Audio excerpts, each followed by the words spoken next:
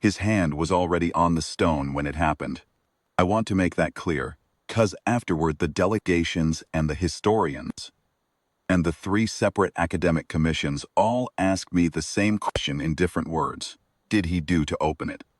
And the honest answer is nothing.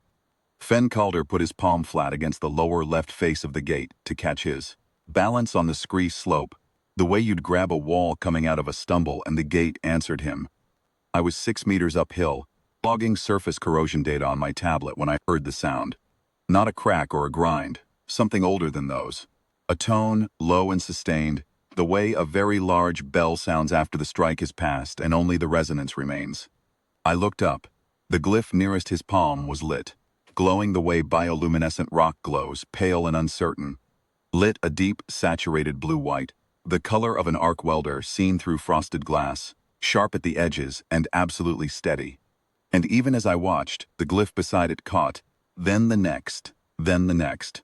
A chain ignition running outward from the point of his touch in both directions simultaneously, filling the carved channels with light the way water fills a leveled trough. Fast, deliberate, something waking up that had only been waiting for permission. Fen hadn't moved. His hand was still on the stone. He was staring at it. "Dara," he said. "I see it," I said. Up on the ridge, the Vethrani observation team had gone completely still. There were 11 of them. Senior researchers, 2 of their Relic Authority delegates, cultural attaché whose job was to ensure no survey team disturbed what 3,000 years of Vethrani petitions had failed to open. I could not make out their expressions at that distance. I didn't need to. The silence from 11 researchers who had been talking among themselves every moment of the previous 6 days said everything. The Vethrani had first attempted the gate in what they reckoned as their early expansion period. They'd sent a first chorus delegation, their highest honor, their most credible voice. The gate had not responded. They'd tried again 4 more times across the following centuries, each attempt more formally prepared. Each one met with the same inert stone. When they'd finally petitioned to allow an independent survey team access to the site, I think they'd half expected us to confirm what they already believed. That the gate was dead, a cultural monument rather than a functional structure, its mechanism long since failed. We were a 2-person geological survey crew. Our commission was surface dating and mineral composition.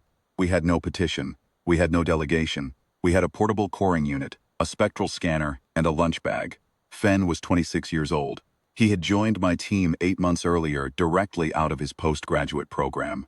He was competent and quiet, and had an irritating habit of eating his field rations cold because he said heating them took time he'd rather spend on the data.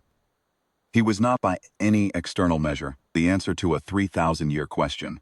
The light had now reached the full width of the gate. Every carved channel blazed. The gate stood 4 meters tall and nearly 3 across, and the whole of its face was alive with it. A script none of our translation systems had ever fully parsed, running in vertical columns between larger pictographic registers, all of it burning with that same steady blue-white light.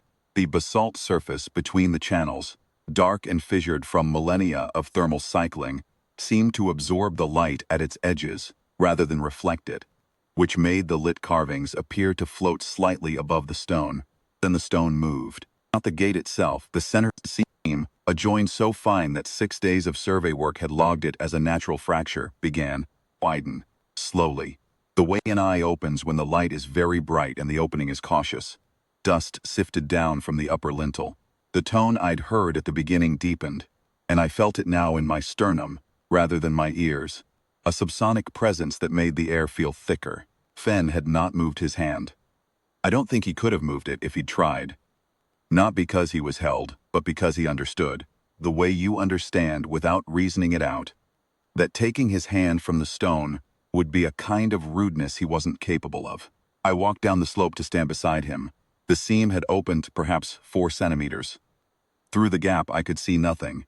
Not darkness, not light, just an absence that my eyes kept sliding away from, as though depth perception itself declined to operate there. The tone continued. The light in the glyphs pulsed once, slowly the way a chest rises with a deep breath. Then it spoke. The sound did not come from the gap. It came from the stone itself, from the carved channels, as if the Lit script were the source rather than a display. The language was not one I recognized, and our translation systems registered it and immediately flagged an error, not because the signal was corrupt, but because the language predated every reference corpus in the database. Came through, and this is documented in the formal debrief. It is not my interpretation alone. Was a pattern the system flagged as a proper noun address, followed by a declarative statement. 2 components. 6 words in total when rendered into the nearest phonemic equivalent. I heard it clearly before the translation resolved. I think Fen did too. First, Walker. 4 words, 2 and 2. The address and the declaration. Delivered with a weight that had nothing to do with volume. The gate was not announcing. It was confirming something it had always known, something it had been holding in reserve across every century of silence, every Vethrani petition, every attempt by every civilization that had come to this plateau, and pressed its hands against this stone and been told nothing. It had been waiting for the right hand.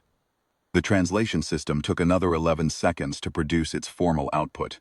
When it did, the result was acknowledged lineage of origin. Covenant maintained. The gate did not open further. 4 centimeters was, apparently, enough to confirm, enough to signal. The tone faded over the course of perhaps 30 seconds. Declining through registers, I felt in my knees, and then my feet, and then not at all.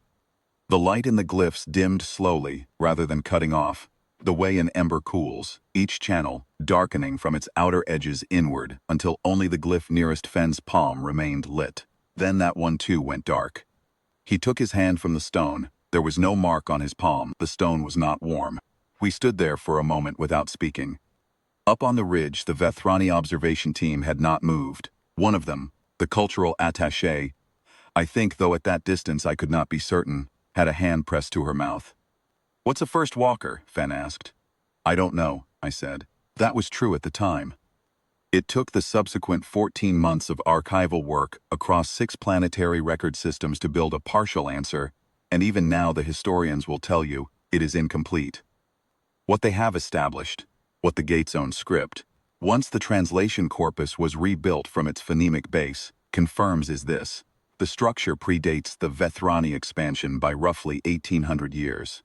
It predates the Keth Concordance, predates every recorded spacefaring civilizations in this region of the galaxy by a margin that is, depending on your reference frame, either humbling or vertiginous.